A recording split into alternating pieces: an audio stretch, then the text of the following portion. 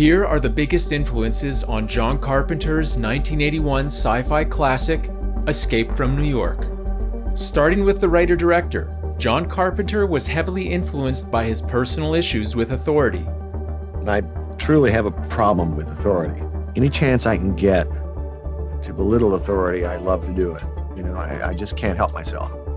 Escape from New York definitely fit into this mindset, with the film's lead character of Snake Plissken serving as John Carpenter's ultimate anti-authority character.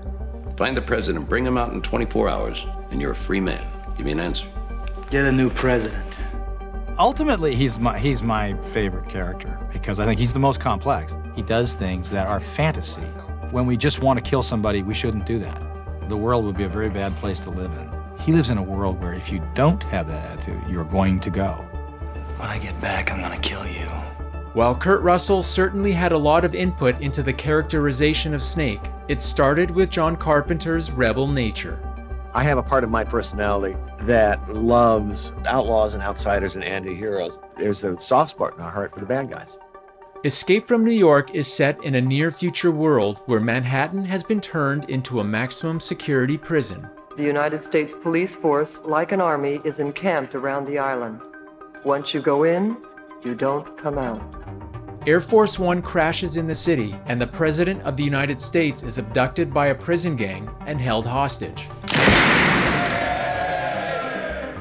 The film's political hostage situation made for a powerful connection with real-life events unfolding at the time. It was a real turning point in America when we made it, and it seemed to have a resonant quality because at the time, our hostages were still over in Iran, and we were still worried about that situation. In 1979, a group of Iranian militants seized the U.S. Embassy in Tehran. Several hundred young people, mainly students at Tehran University, had taken over the embassy.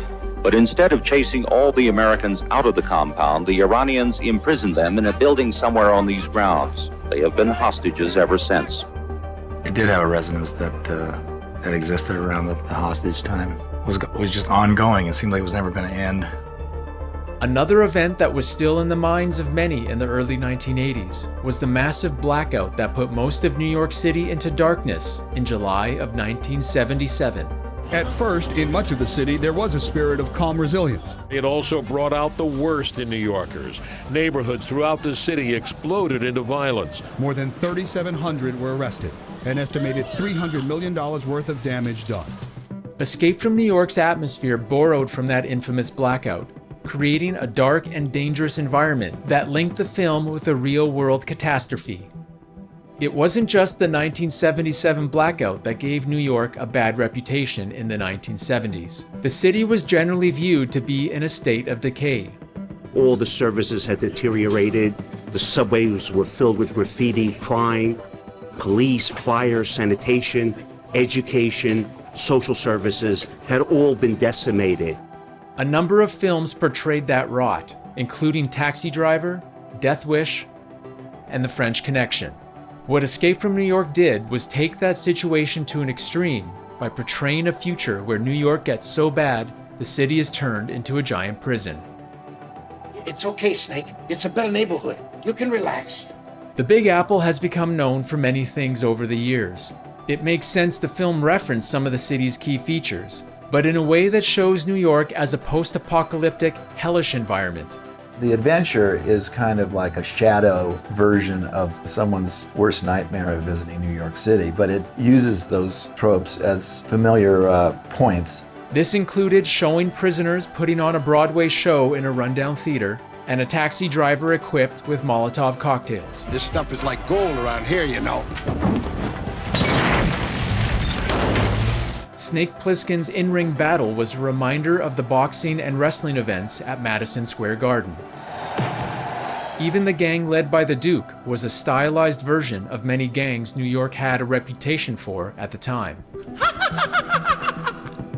Writer-director John Carpenter was certainly able to put his own stamp on Escape from New York, but when he initially came up with the idea in 1974, he took some influence from the science fiction book Planet of the Damned by Harry Harrison. The story involves a physically and mentally gifted man who is sent to a vicious planet to try and stop a nuclear holocaust. The idea is this the most dangerous planet in the galaxy.